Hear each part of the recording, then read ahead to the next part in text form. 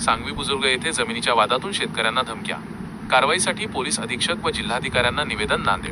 नांदेड शहराजवळील सांगवी बुजुर्ग येथील गट क्रमांक 319, 322, 322, 322, 322, 323, 324, 335, 336 आणि 338 मधील शेतजमिनीच्या वादावरून स्थानिक शेतकऱ्यांना विविध प्रकारे त्रास व धमक्या दिल्या जात असल्याचा गंभीर आरोप शेतकऱ्यांनी केला आहे. या प्रकरणी बाधित शेतकऱ्यांच्या शिष्टमंडळाने पोलीस अधीक्षक, जिल्हाधिकारी, विशेष पोलीस उपनिरीक्षक, आयजी आणि मुख्यमंत्र्यांच्या नावे निवेदन देऊन न्यायाची मागणी केली आहे. शेतकऱ्यांचे गंभीर आरोप, दबाव आणि धमक्या. जमिनीवर दावा सांगणाऱ्या काही व्यक्तींकडून स्थानिक शेतकऱ्यांवर सतत दबाव टाकला जात असून त्यांना प्रत्यक्ष व अप्रत्यक्ष धमक्या दिल्या जात आहेत. खोट्या तक्रारींचा धाक. शेतकऱ्यांना खोट्या गुन्ह्यांमध्ये व तक्रारींमध्ये अडकवण्याचा प्रयत्न केला जात असल्याचे निवेदनात नमूद करण्यात आले आहे. शेतकऱ्यांची मुख्य मागणी.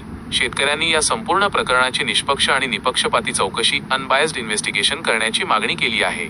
तसेच संबंधित त्रास देणाऱ्या व्यक्तींवर तात्काळ कायदेशीर कारवाई करून शेतकऱ्यांना आणि त्यांच्या मालमत्तेला संरक्षण देण्याची आग्रही मागणी प्रशासनाकडे केली आहे. हे तुमच्या सगळ्यांना आतापर्यंत सांगितलेलंच आहे. अनेक वेळा आम्ही जे प्रभाग क्रमांक 2 चे जे नगरसेवक प्रतिनिधी आहेत त्यांना अनेक वेळा सांगून सुद्धा ते आम्हाला आमच्या सगळ्या शेतकऱ्यांना त्रास देण्याचा प्रयत्न त्यांचा सुरू आहे. पण आम्ही सांगवी प्रभाग क्रमांक 3 चे सक्षम नगरसेवक आहोत. त्याच्यामुळे आमच्या शेतकऱ्यांसाठी किंवा आमच्या प्रभागामध्ये ज्या पण समस्या असतील किंवा नसतील किंवा आमच्या जनतेसाठी आम्ही सक्षम आहोत. आम्ही त्यांच्या ज्या पण समस्या काही असतील किंवा नसतील ते आम्ही सोडवू. मला असं वाटतं की प्रभाग क्रमांक 2 मध्ये सुद्धा तुम्हाला तुमच्या समस्या सोडवण्यासाठी भरपूर साऱ्या अडचणी आहेत. तुम्ही तिकडे लक्ष द्यावं. विनाकारणचा त्रास आम्ही गोरगरीब आहोत, आम्ही शेतकरी आहोत म्हणून विनाकारणचा त्रास तुम्ही देऊ नये. तुमचं जे पण म्हणणं आहे ते आम्ही प्रशासनाला सोबत घेऊन ते तुम्हाला आम्ही चांगल्या प्रकारे काय आहे ते आम्ही तुम्हाला दाखवून देऊ. असं एक म्हणणं आहे त्याचं की या जमिनीवर आरक्षण होतं कब्रस्तान आणि स्मशानभूमीचा, आणि आपण जसं कलेक्टर साहेबांनी जसं म्हणलं की 2019 उचललेलं आहे, हे नेमकं कशाचं होतं आणि कधी उचललं हे आरक्षण? याबद्दल माझं प्रशासनासोबत आता नुकतंच त्यांच्यासोबत सविस्तर चर्चा झालेली आहे आणि मी प्रशासनाला सोबत घेऊन तुमच्या समोर नक्कीच जे पण काही तथ्य असेल ते तुमच्या सगळ्यांना मी सांगणार आहे आणि माझ्या शेतकऱ्यांवरती मी अन्याय नक्कीच होऊ देणार नाही. एवढंच मी तुम्हाला सांगू इच्छिते. धन्यवाद. बाकीचं जे पण काय असेल ते तुम्हाला प्रशासनाच्या माध्यमातून मी तुमच्या समोर सांगेनच. थँक्यू. माफी साहेबाची पैशाची, त्याला पैशाची लई भूक लागली. त्याला सांगवी गाव इकतच घ्यावं आले सगळं एकट्याला. आमच्या जमिनी इकू देणं आलंय आणि आम्हाला निवड रोज त्रास द्याल. त्याला एकट्याला सांगलं तर ते त्याच्या पत्नीला सुद्धा घेऊन आले. मी असं करून तुमच्यावर असं करतो, तुमची जमीन मी विकू देत नाही, हे त्याचं बोलणं आहे. जमीन कुठं आहे? जमीन सांगवीची नगरपालिकेत. पैसे 2 कोटी रुपये मागा, खंडणी मागाले. ते माफी साहेब. हा, त्याचं नाव एवढंच आहे, एवढंच ध्यानात आहे आम्हाला. आणि ते काय आमच्या पुढे बी येणं झालाय, मागून चुपे रुस्तुम काम करायला. घडी घडी यालाय, कोर्टात चला, इकडे चला, आता तिकडे गेलाय. काय पद्धत द्यायचं? त्याचं पद नगरसेवक आहे ते 2 नंबर वार्डचा. त्याचं 3 नंबर मध्ये काय आहे, त्यांना आम्हाला जाणून बुजून त्रास द्यायला. काय निवेदन दिलं आपण? निवेदन शेतीचं दिलं साहेब. आमची शेती विकू दे ना, आमची शेती येऊ दे ना. कोणी घ्या गेलं तर त्याला घेऊ दे ना. त्याला पैसे मागायला, आम्हाला पैसे मागायला, याला पैसे कुठून देऊ? आता काय इच्छा? आता विचार त्यानं आमच्यावर आणखी केस केलाय. पैसे द्या नाही तर तुमची जमीन विकू देणार. जमीन मुळात कोणाची आहे? शेतकरी बाबाराव पाटलाची गावातली पूर्ण शेती आहे सांगवीची. सांगी गावाची पूर्ण शेती आहे. विकायचे पण तो जमीन विकायची असतील तर 2 कोटी खंडणी द्या. त्यांची मिसेस नगरसेविका आहे, ती त्या मिसेसच्या नावाखाली तो स्वतःच पोळी भाजून घ्यायच्या मागा लागलाय. तर फक्त मला एवढंच म्हणायचं, मी इतकं सांगूनही त्यानं जर ऐकलं नाही माझं, म्हणून मी काय केलं सर की सरळ पोलीस स्टेशन, विमानतळ पोलीस स्टेशनला एक FRI दाखल केला त्याच्या नावानं आणि FRI फाडून घेतला. पण प्रशासनानं कोणती कारवाई केली नाही त्याच्यावर, म्हणून तो सुसाट सुटलाय. आता त्याची हिंमत इतकी वाढलेली आहे की एक वेळेस फक्त माझ्यावरच होतं, पण आज सर्व शेतकऱ्यावर त्यानं दबाव टाकलेला आहे की तुम्ही जमिनी कशा विकता, काय नाही बघतो मी. आणि त्यानं असे एक भेव तयार केलेले आहे की कागदपत्राद्वारे, आरक्षणाच्या याच्याद्वारे. तर मी सांगू इच्छितो की आमचे 2 टर्मचे नगरसेवक सोबत आणलेले आहेत की कसल्याच प्रकारचं कोण्याही जमिनीवर आरक्षण सध्या महानगरपालिकेचं नाही. आणि मग महानगरपालिकेला निवेदन आहे की असं पेपरमध्ये जाहीरपणे त्यांनी प्रकटन द्यावं की सांगवीची कुठलीही जमीन आरक्षणामध्ये नाही.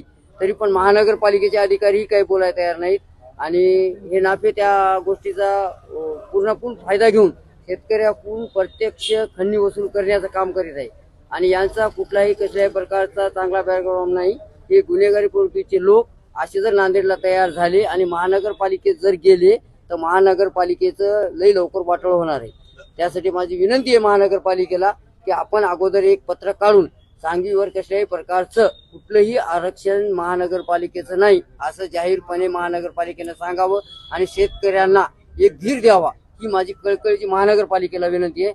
आणि या नाफेला जे अगोदर मी केस केलेला आहे त्या केसचा ऍक्शन पोलीस स्टेशनने ताबडतोब घ्यावं ही माझी कळकळीची पोलीस स्टेशन विमानतळाला विनंती आहे. दादा, शेख जाकीर नावाचा व्यक्ती हा तुम्हाला मदत करा म्हणून त्यांच्या विरोधात त्यांना गुन्हा दाखल केला. नाही नाही अशी कुणी मदत करायला तयार नाही. शेख जाकीर कोण? ते मग हा, त्यांच्या विरोधात त्यांना ते शेख जाकीर नावाचा माणूस आहे त्याला आमची थोडी कळकळ हे वाटली यांच्या मागं कोणी नाही तर तो आमच्या थोडा आम्हाला मदत करायला लागला तर त्याला धमक्या द्यायला ती तू आपल्या जाती काय तू पैसे मदत कर रहा ऐसा कर रहा वैसा कर रहा म्हणाले. पण ते माणूस हा माणूस कितीनच मदत करत असतो. पत्रकाराचं काम आहे आणि शेख जाकीर त्या पत्रकाराच्या मदतीनं आम्हाला मदत करायला आहे.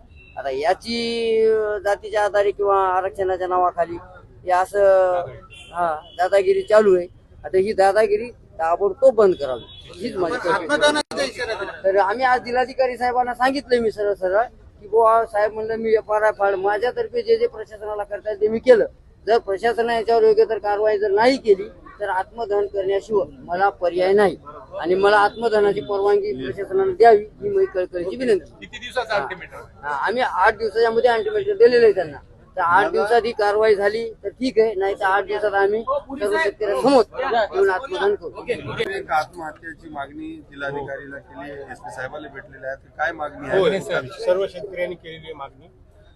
प्रभाग क्रमांक 3 माझे सांगवी गाव मूळगाव सांगवी मधील जुने कष्टकरी शेतकरी खोतकरी जे गोरगरीब शेतकरी जे आहेत आज त्यांच्या मुलाच्या लग्न कार्यासाठी शेती विकणी वगैरे याच्यासाठी उदरवाहासाठी शिक्षणासाठी काही जे काही आहे तर आजपर्यंत आमच्या सांगवीला कोणतेही आरक्षण नाहीये.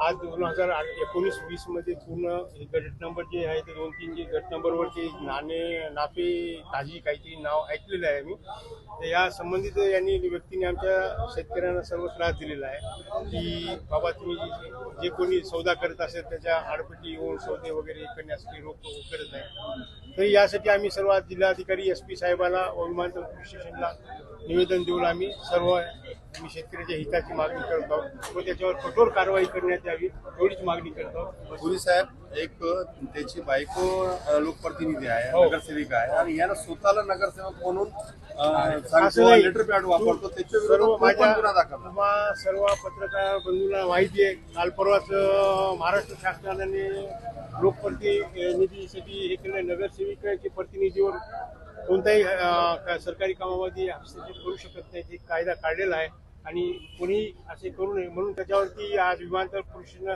आमच्या मनपा अधिकाऱ्यांनी त्याच्यावर गुन्हा सुद्धा दाखल केलेला आहे.